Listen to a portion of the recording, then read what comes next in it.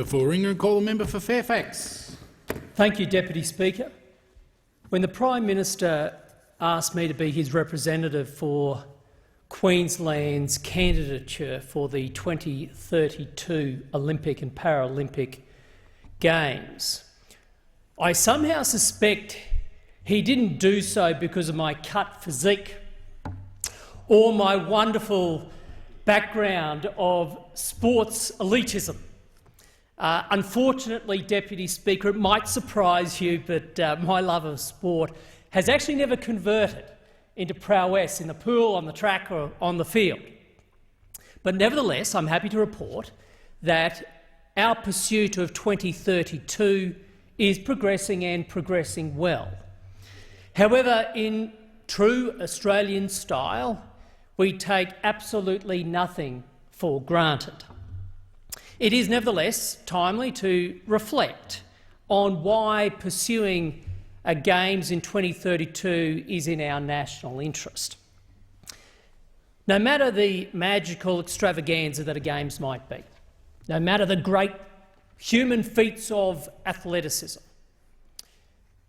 a 2032 Games does not represent 2 weeks of a sporting spectacular as much as it represents 2 decades of legacy, a legacy in the lead-up to a Games and a legacy after the Games. That's why we need to continue to pursue a 2032 bid. Now, I don't intend tonight, Deputy Speaker, to cover off all the aspects of such a legacy, but if I may, to just whet your appetite as to how a 2032 Games in southeast Queensland might at least be in our economic interest, is to start with this year, 2021.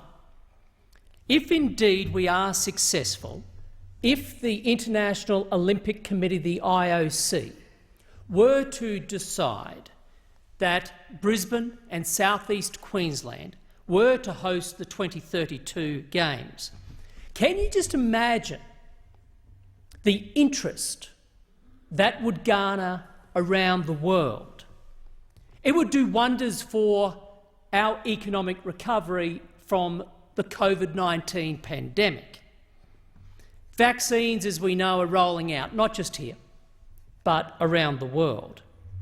If we were to secure the opportunity to host the Games and to secure that opportunity in this very year, it would put us centre stage at a critical time in our economic recovery, allowing us to showcase to the world our track record of managing the pandemic, a record that reinforces our existing reputation for strengths in the natural beauty of our country, a clean and green, stable and secure, safe and healthy, sport-loving country down under.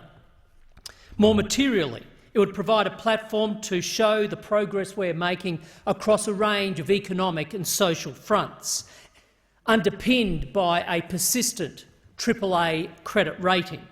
The day will come, Deputy Speaker, when foreign direct investment will again begin to flow more freely across the globe.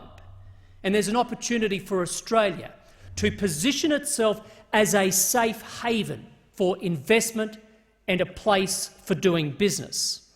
As for the Australian tourism sector, can you imagine the shot in the arm it would be for our tourism operators if, as international borders began to open, we were to be announced as the host of the 2032 Games?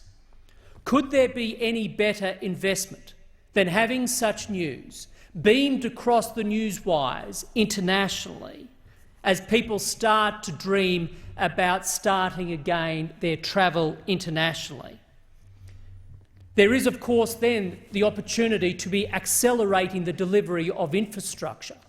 Under the new norms of the IOC, the days of the white elephants are gone. The IOC encourages use of existing assets. But South East Queensland is growing at such a pace that we do need infrastructure, and there's nothing better than a deadline to get it going. And so, as time goes on, the broader legacy will be laid out, but this is certainly worth continuing to progress. Thank you, Deputy Speaker.